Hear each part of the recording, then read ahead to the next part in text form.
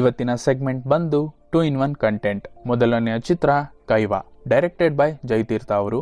Lead role ಅಲ್ಲಿ ಧನ್ವೀರ್ ಅವರು, ಮೇಘಾ ಶೆಟ್ಟಿ, ದಿನಕರ್ ತೂಗುದೀಪ್ ಹಾಗೆ ಜೆಕೆ ಅವರು ನಟಿಸಿದ್ದಾರೆ. ಕತೆ ಏನು? ಬ್ಯಾಂಗ್ಳೂರ್ ಅಂಡರ್ ವರ್ಲ್ಡ್ ಕತೆನಾ ಅಥವಾ ಲವ್ ಸ್ಟೋರಿನಾ? ನೋಡೋಣ ಬನ್ನಿ.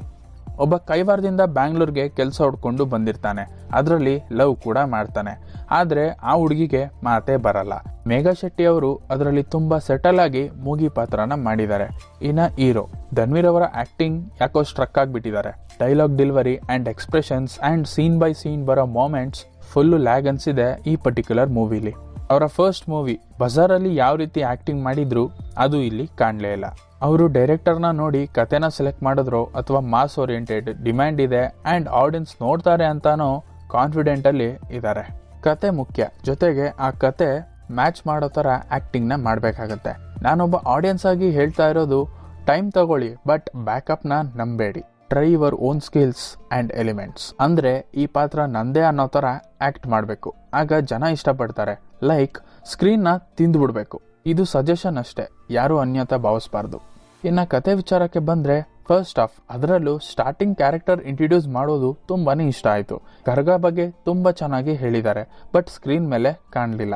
ಕೆಲವು ಆಕ್ಟರ್ಸ್ಗಳು ಅವ್ರಿಗೆ ಸಿಕ್ಕ ಸ್ಕ್ರೀನ್ ಟೈಮ್ ಚೆನ್ನಾಗಿ ಯೂಸ್ ಮಾಡ್ಕೊಂಡಿದ್ದಾರೆ, ಹಾಗೆ ಪರ್ಫಾರ್ಮ್ ಕೂಡ ಮಾಡಿದ್ದಾರೆ. ಇಲ್ಲಿ ಮಿಸ್ ಆಗಿದ್ದು ರೈಟಿಂಗ್ ಮೇಲೆನೆ. ಇನ್ನು ಮ್ಯೂಸಿಕ್ ವಿಚಾರಕ್ಕೆ ಬಂದ್ರೆ, ಸಿನಿಮಾಗೆ ಏನ್ ಬೇಕೋ ಅದನ್ನ ಕೊಟ್ಟಿದ್ದಾರೆ ಅಜನೀಶ್ ಅವರು. ಈ ಮೂವಿ 2018 ಅಥವಾ 19 ರಿಲೀಸ್ ಆಗಿದ್ದಿದ್ರೆ ಪಕ್ಕ ಹಿಟ್ ಆಗ್ತಿತ್ತು. ಬಟ್ ಅನ್ಫಾರ್ಚುನೇಟ್ಲಿ ಟ್ರ್ಯಾಕ್ ಮಿಸ್ ಆಗಿ ಬೇರೆ ರೂಟ್ಗೆ ಹೋಗಿದೆ. ಲವ್ ಟ್ರ್ಯಾಕ್ ತುಂಬಾನೇ ಚೆನ್ನಾಗಿದೆ. ಇದ್ರೆ ಈ ರೀತಿ ಪ್ರೇಮಿಗಳು ಇರಬೇಕು ಅಂತ ಸ್ಕ್ರೀನ್ ಮೇಲೆ ತೋರಿಸಿದ್ದಾರೆ. ಸ್ಟ್ರೀಮ್ ಆಗ್ತಾ ಇದೆ ಅಮೆಜಾನ್ ಪ್ರೈಮ್ ಅಲ್ಲಿ. ನೀವು ಕೂಡ ನೋಡಿ ಸಿನಿಮಾ ಹೇಗಿದೆ ಅಂತ ಕಮೆಂಟ್ ಹಾಕಿ.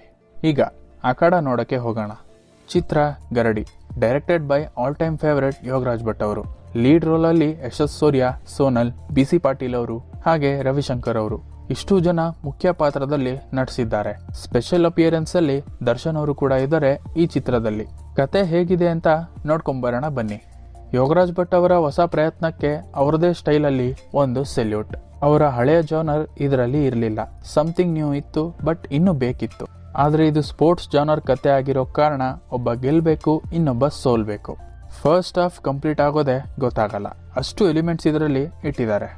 ಇನ್ನು ಯಶಸ್ ಸೂರ್ಯ ಅವರ ಮೊದಲನೇ ಲೀಡ್ ಹೀರೋ ಆಗಿ ನಟಿಸಿದ್ದಾರೆ. ತುಂಬಾ ಸಿಂಪಲ್ ಅಂಡ್ ಫೇಸಲ್ಲಿ ಟ್ರಾನ್ಸಾಕ್ಷನ್ ನ ನೋಡಬಹುದು ಇದರಲ್ಲಿ.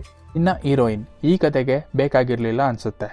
ಇದು ಗರಡಿಗೆ ಸಂಬಂಧಪಟ್ಟಿರೋ ಚಿತ್ರ. ಅದಕ್ಕೆ ಆದ ಒಂದು ಗೌರವ ಸ್ಥಾನ ಎರಡು ಕೂಡ ಇದೆ.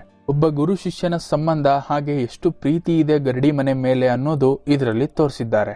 ಇನ್ನು BC ಪಾಟೀಲ್ ಅವರ acting and rugged dialogue delivery ಕತೆಗೆ ಪ್ಲಸ್ ಪಾಯಿಂಟ್ ಆಯ್ತು. ಕತೆ ತುಂಬಾ ಚೆನ್ನಾಗಿದೆ, ಬಟ್ ಡೈರೆಕ್ಷನ್ ಡಿಪಾರ್ಟ್ಮೆಂಟ್ ಅಲ್ಲೇ ಮಿಸ್ ಆಯ್ತು. ಅಂಡ್ ಫೈನಲಿ ಸ್ಪೋರ್ಟ್ಸ್ ವಿಚಾರದಲ್ಲಿ ಸಿನಿಮಾ ಗೆದ್ದಿದೆ. ಇನ್ನು ಸ್ಪೆಷಲ್ ಎಂಟ್ರಿ ಕೊಡೋ ದರ್ಶನ್ ಅವರು ಕತೆಗೆ ಅಂಡ್ ಸಿನಿಮಾಗೆ ವ್ಯಾಲ್ಯೂ ಆಡೆಡ್ ನ ಮಾಡಿದ್ದಾರೆ ಅಂತ ಹೇಳ್ಬೋದು. ಇನ್ನು ಮ್ಯೂಸಿಕ್, ಯಾವುದೇ ಸಾಂಗ್ಸ್ ಕೂಡ ಇಷ್ಟ ಆಗ್ಲಿಲ್ಲ. ಸ್ಪೋರ್ಟ್ಸ್ ಮೂವಿಗೆ ಸಾಂಗ್ಸ್ ಬೇಡ, but background score and BGM must important, ಅದು ಇಲ್ಲಿ ಇರಲಿಲ್ಲ. ಓವರ್ ಆಲ್ ಮೂವಿ ನೋಡಿದ್ರೆ ಪ್ರಯತ್ನ ಚೆನ್ನಾಗಿದೆ, ಫಲ ಕಮ್ಮಿ ಸಿಕ್ಕಿದೆ ಅಂತ ಹೇಳ್ಬೋದು. ಸ್ಟ್ರೀಮ್ ಆಗ್ತಾ ಇದೆ ಅಮೆಜಾನ್ ಪ್ರೈಮ್ ಅಲ್ಲಿ. ನೀವು ಕೂಡ ನೋಡಿ ಗರಡಿ ಹೇಗಿದೆ ಅಂತ ಕಮೆಂಟ್ ಹಾಕಿ. ಇದಿಷ್ಟಾಗಿತ್ತು ಇವತ್ತಿನ 2-in-1 ಕಂಟೆಂಟ್. ನಿಮಗೆ ಈ ಕಂಟೆಂಟ್ ಇಷ್ಟ ಆದ್ರೆ ಲೈಕ್ ಮಾಡಿ, ಶೇರ್ ಮಾಡಿ, ಕಮೆಂಟ್ ಮಾಡಿ, ಹಾಗೆ ಚಾನಲ್ನ ಸಬ್ಸ್ಕ್ರೈಬ್ ಮಾಡ್ಕೊಳ್ಳಿ. ಮತ್ತೆ ಸಿಗೋಣ.